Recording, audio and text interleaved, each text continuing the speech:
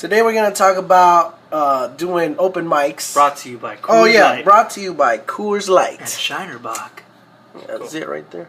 All right, so today we're gonna talk about when we used to do open mics, in San Francisco. We're San Francisco natives. It's a good one. It's good. You can do your laundry. You can sing some music if yeah, you're an artist. It's called Brainwash. You do your laundry and you can play music there. And you can eat French fries. And beer. Drink beer. It's an interesting place to go because what do I say? Interest. It's interesting. Whatever. It's like you're trying to say intern and interesting at the same time. Hey man, the Shinerbach was kicking in from the last few beers. Whatever. Anyway, so we're talking about open mics. And the only thing that sucks. Okay, look. Here's the highlights. Here's the good things and the bad things about going to open mic. One thing is you get to go and do your original music. And people listen, like they'll sit there and listen to, even if you suck. And the beauty part of it is that if you fuck up on your lyrics, no one will know because they've never heard your stuff. Yeah, that's the best part. Like a lot of people like to do covers, which is cool because people will start singing along. Not us. We don't do covers. We did it. No, I guess we never. But did never like live. I mean, no, when we started becoming a band, we started doing covers. Red Hot Chili Peppers. Thank you for all that. I still remember that time when we started doing a song at Brainwash, and then Rick started banging on the wall, God, and you got so fucking pissed. Well, he was pissed because he couldn't play the drums, like it was our fault. But you should still support the rest of your bandmates and let them fucking do yeah, there's a drawback. You can't play drums. Let them finish their set. You know, I'm sorry, you couldn't play the drums. The Red Devil Lounge is probably Red Devil Lounge was fun. One of the nicest open mics you can do in the city. They got a little community and everything. Very, very nice. At the Red Devil Lounge. It's nice. Red Devil Lounge was one of my favorites, but my favorite one was and there's actually good musicians there. Chemo's was in open mic though. Oh, but that was a show. That's right. So once you start doing enough open mics, you can start asking people. You can start people. People will let you start playing shows, which is good. I mean, if you're trying to get out there, you definitely have to start off in open mics, but then eventually, in those, like he said, in those open mics, somebody's gonna be like, "Hey, why don't you come to this particular lounge or club and come play your music?" You have to actually, play about 5 or 6 songs, and then that's how you get your name out. Or you get your music out you start playing with you start doing them open mics, and then you will start talking free beer to people. in some places. Yeah, free beer, which is great. But you start talking to the other people that are there, and then they'll act you could tell them, "Hey, why don't you come?" Because you have to fill up what is that called? Like the roster? I don't know. No, there's like a list. No, that you basically there's a list that you have to get on. But if you're gonna play these shows, you have to fill the venue. You know what I'm saying? They want people to come. Because it's expensive and shit. Yeah. Well, I mean, they're putting you out there, so they want you to have people come see you. So why? They can buy the drinks at that bar or club or whatever. You know what though? It's fun, man. I recommend it to anybody that plays music out there. Just do some if you live anywhere near the city, go to the city. They start around 6, 7 o'clock for signups nowadays because they got so popular. Brainwash was our spot. Brainwash, Red Devil Lounge. What else? They got one at the Rickshaw Stop. I think that's on Wednesdays. I think. Shinerbach. Yeah, it's on Wednesdays. What else? Name another one. Which other one did we do? We did a couple other ones. Oh no, was Hotel Utah one? There's some where you can only do spoken word, but they'll let you sneak an acoustic guitar in there sometimes. Where else did we do an open mic? I know there was another place. Yeah, we did a bunch of them. But anyways, I'm just saying, do that because it's probably some of the funnest times we had, man. It was fun. Like you would meet some weirdos. They were just weird. And a lot of people give you free drinks. You know what I mean? I will buy you drinks. It'll just be some drunk old dude that. When we played at Chemo's, remember the guy buy you a drink. The guy from the other band, I was like, "Who's gonna buy me a beer?" Next thing I know, I had a beer. Yeah, he would just John would always get on the mic. He'd be like, "That's John. I'm Joe, by the way." He'd always just be like, "Hey man, who's gonna buy me a beer?" Somebody would buy him a beer just cause people just want to be nice or I don't know, get up there and just seem like they're nice. But it was just fun. I guess we're not really talking about music as much as, or the music craftsmanship as much as just getting out there. It takes more nuts. But it takes nuts. But you want to put a quality show on. So, granted, like I said earlier, you could fuck up on the lyrics. No one will know because they've never heard your music. But at the same time, oh man, it was put quality work out. Give it your all. You know what I'm saying?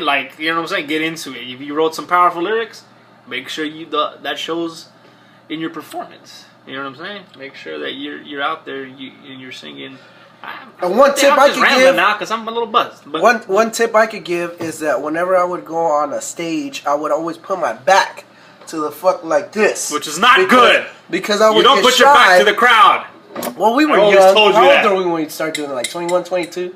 I was still like a shy little dude, which I'm still a little dude, but fucking got dark. You gotta like sell that shit, man, and like if you're gonna perform in front of people, you gotta sell it. You gotta act like you know what you're doing. My thing is just go with it. You know what I mean? You don't know nobody there except for the people that you invited, so who cares?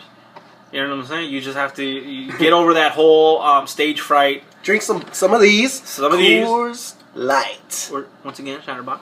Drink some. Or whatever your thing is. The lights went away. There. We have a cheap set. We're using my computer as a light background. Anyway, just go with it. Because, you know what I mean? Eventually you get better and better. You do. I agree. And just do it. Like, who was ever thinking about it? Like, one time I seen on MTV, I seen that Life. What is it called? True Life? Well, I seen a True Life where a chick was doing an open mic in San Francisco. I actually went to that one. Was it the one where she was fucking on the internet the whole time? Yeah. And then I got... It's messed up. Don't be mean. Like, everybody's different. How do you live your life on the internet? Some people do. You know what I mean? I'm sorry. Well, I'm sorry. We're a different generation. We are a different generation, and I don't like the new generation. But I'm just saying, I went to that place. I went to that place one time. It's called...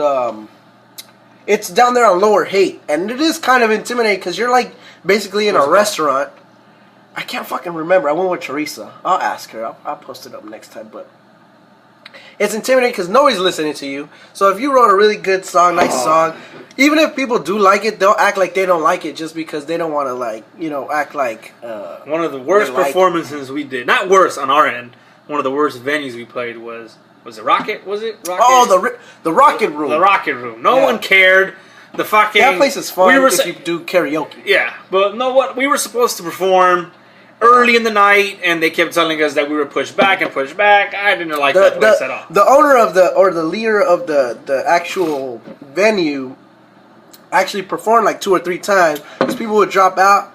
And then he decided to fucking be a ham and fucking perform songs that no one cared about. Which is alright. Give the fucking people who are there to perform a chance. But it's his thing. He's trying to have a good time. I get it. It's his thing. But you threw the party. But we don't. You know what I'm saying? You got. The point was for up and coming artists, to fucking go out there and get the music out. And he wants to fucking somebody dropped out. My chance to sing. No, bro. I'm sorry. It doesn't work that way. Okay. I don't care if you want to fucking play. Anyway, but hold on. What I was saying before. When I played at that Lower Haight spot, I can't really remember what it's called. I remember I was super intimidated. Nobody fucking clapped. Nobody did nothing. But it was still fun, You should just go out there and try to do it. Like that girl on True Life, once she fucking actually... Loser. She wasn't a loser. She fucking did it so fucking... It's hard to do that shit by yourself, fucking performing concerts in a virtual village. I'm sorry. All right. I can't. Okay, she probably wasn't a loser. She's a sweet girl. But if you're fucking living your life on a virtual fucking village, there's something wrong with you.